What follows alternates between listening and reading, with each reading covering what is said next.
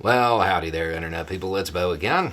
So, today we are going to talk about Trump and Smith and the Supreme Court and how people are viewing what occurred and whether or not all of the down feelings are really warranted.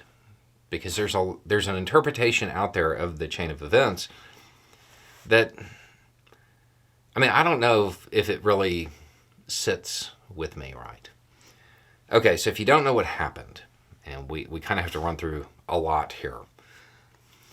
Trump, in the D.C. case, is making the claim that he has presidential immunity, which is a thing, but it's very limited, and I don't think anybody really believes it extends as far as he is claiming. To be honest, I don't think he believes it.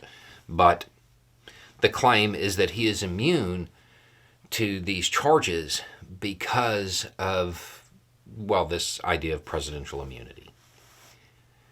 Okay, so he made this motion, this idea, put it before Judge Chutkan. Judge Chutkan was like, yeah, no, that's not a thing. He appealed it, going to the appeals court with it. Smith basically tried to get the Supreme Court to hear it out of order before the appeals court ruled on it. The Supreme Court said no, they weren't going to do that. People are viewing this as this is the Supreme Court helping Trump. Yeah, I don't know about that. If the Supreme Court wanted to help Trump, it seems like they would have said, yeah, we'll hear it, and then say, yes, he has that immunity. Then his cases go away. In point of fact, they didn't do that. They let the appeals court hear it. That's what's going to happen now. It goes to the appeals court. The appeals court is most likely going to uphold the idea that he is not immune. At which point, Trump could try to take it to the Supreme Court. But what if there's nothing procedurally wrong? What if there's nothing for the Supreme Court to rule on? They don't have to take the case then either.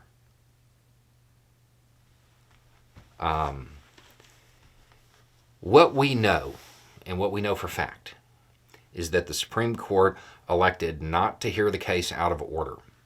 That's it. That's all we know. I don't know that you can interpret that as, well, they're going to let him go.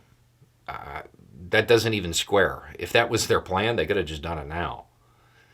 And then given their candidate, who apparently they're still behind, like that's how the theory would have to play out, that they truly support Trump and they want him to win the presidency again.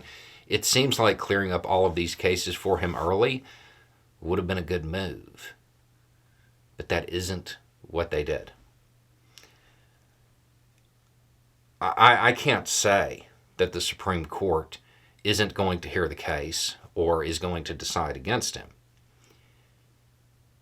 What I can say is that them not hearing it out of order, I don't know that I would take that as a sign that they're super on his side.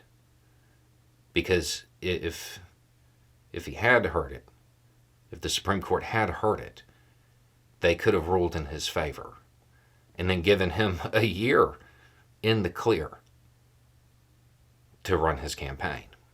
But they didn't do that. I would be leery about forming any doom and gloom opinions about this. At the same time, the idea that they're just not going to hear it after the appeals court, it's possible, but we don't know that either. This is kind of early in this. I would wait to see a little bit more play out before you assume that the Supreme Court is just going to throw everything for Trump. Just doesn't I can't look at recent events and say that that's the conclusion I would draw. Anyway, it's just a thought. Y'all have a good day.